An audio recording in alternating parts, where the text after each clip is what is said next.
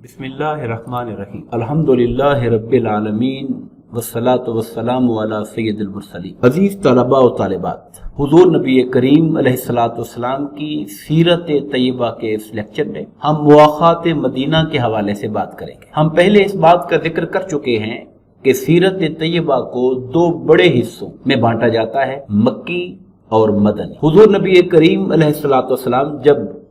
مکہ سے ہجرت کر کے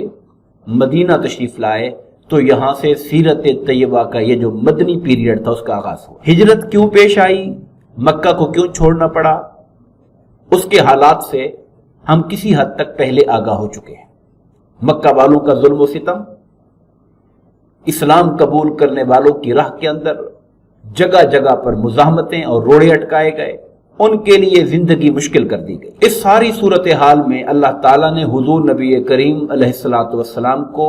مدینہ منورہ کی طرف ہجرت کرنے کا حکم دیا، اور اس ہجرت کے پس منظر میں یہ بھی اللہ تبارک و تعالیٰ کی ایک تدبیر کار فرما تھی کہ مسلمانوں کو ایک آزاد ریاست ملے، اور اس آزاد اسلامی ریاست کے اندر مسلمان آزادانہ طریقے سے اللہ تعالیٰ کے دیے گئے فرامین کے مطابق اپنی زندگی گزارے، اور کوئی طاغوتی مشرکانہ اور کافر طاقت مسلمانوں کو اللہ کی عبادت سے روکنے کے لیے حائل نہ ہو سکے۔ حضور نبی کریم علیہ السلام مکہ سے حضرت ابوبکر صدیق رضی اللہ تعالیٰ عنہ کی مصاحبت اور سنگت میں مدینہ کی طرف عازم سفر ہو۔ اہل مدینہ کو اطلاع مل چکی تھی کہ حضور نبی کریم علیہ السلام مکہ سے روانہ ہو چکے ہیں، اور انصار مدینہ روز شہر مدینہ سے باہر نکل کر انتظار کرتے کہ شاید وہ مبارک ہستی آج تشریف لے آئے،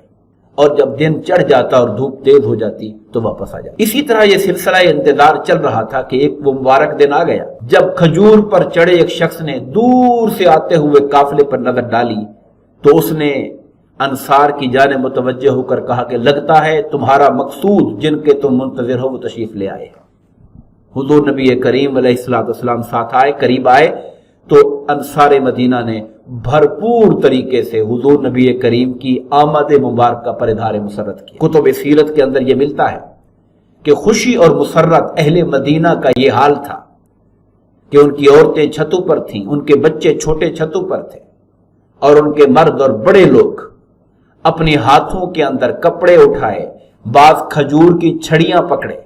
آقا نامدار علیہ السلام کی آمد مبارکہ پر اظہار مسرت کرتے ہوئے نعرہ زن تھے،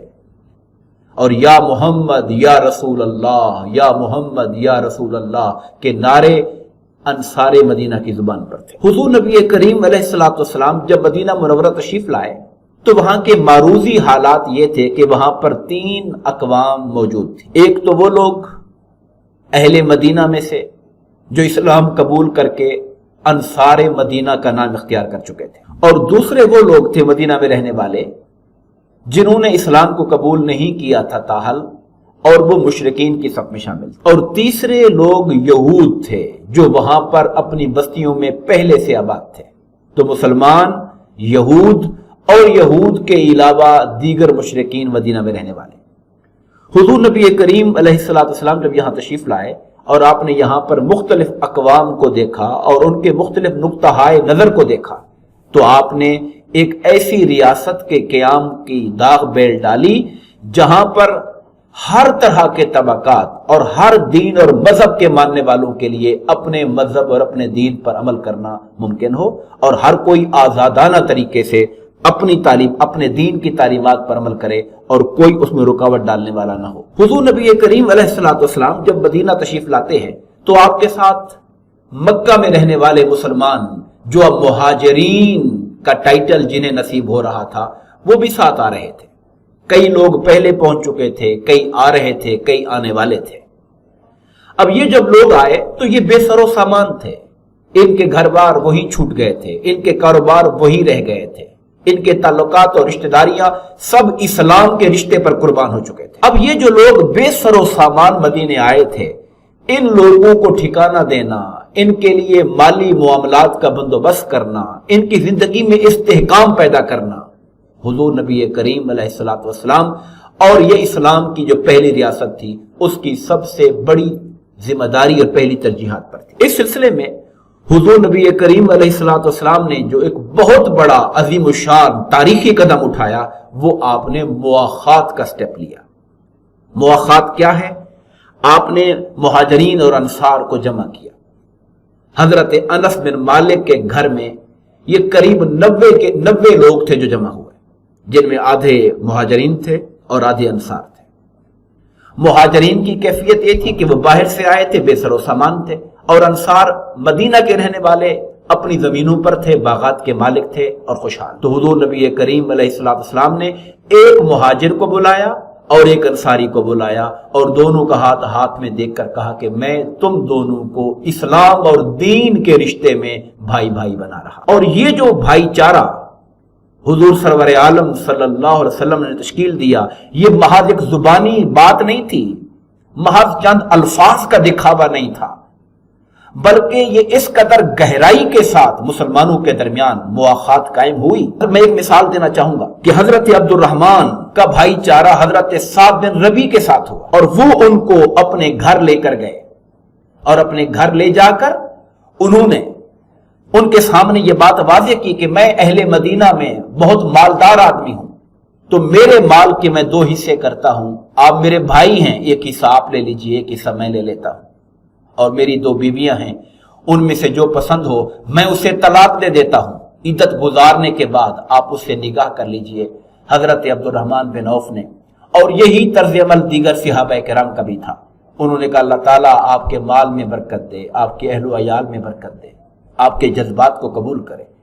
आप मुझे, अब्दुर्रहमान बिन औफ ने कहा, आप मुझे बाजार का रास्ता बताइए। उन्हें बाजार का रास्ता बताया गया, बनु कैनका का। वहां पर गए और उन्होंने वहां पर अपनी कारोबारी सरगर्मियों का आगाज किया। तो हुजूर नबी करीम अलैहिस्सलाम ने ये जो भाईचारा कायम किया था, इसमें भाईचारा इस हद तक मुस्तहकम था कि यहां तक कहा गया कि विरासत के बाद ये एक दूसरे के वारिस भी होंगे। और ये हुक्म जंगे बदर तक जारी रहा, यहां तक कि सूरह अहज़ाब की आयत नंबर 6 नाज़िल हुई, जिसमें अल्लाह पाक ने फरमाया व उलुल अरहाम औला, के जो करीबी रिश्तेदार हैं विरासत के एतबार से वो ज्यादा हक रखते हैं। तो विरासत वाला हुक्म मनसूख कर दिया गया, लेकिन भाईचारा बहरहाल कायम रहा। इस भाईचारे और मुआखात का मकसद क्या था?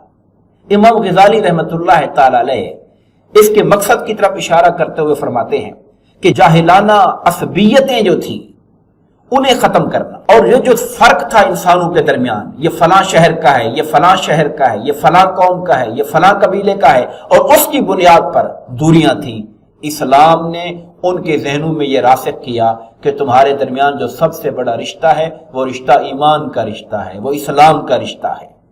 वतन, रंग, नस्ल, ये सारी चीजें सानवी हैसियत की हैं, इन सब पर बरतरी इस्लाम को है, और इन सब पर बरतरी तकवा और परहेजगारी को है।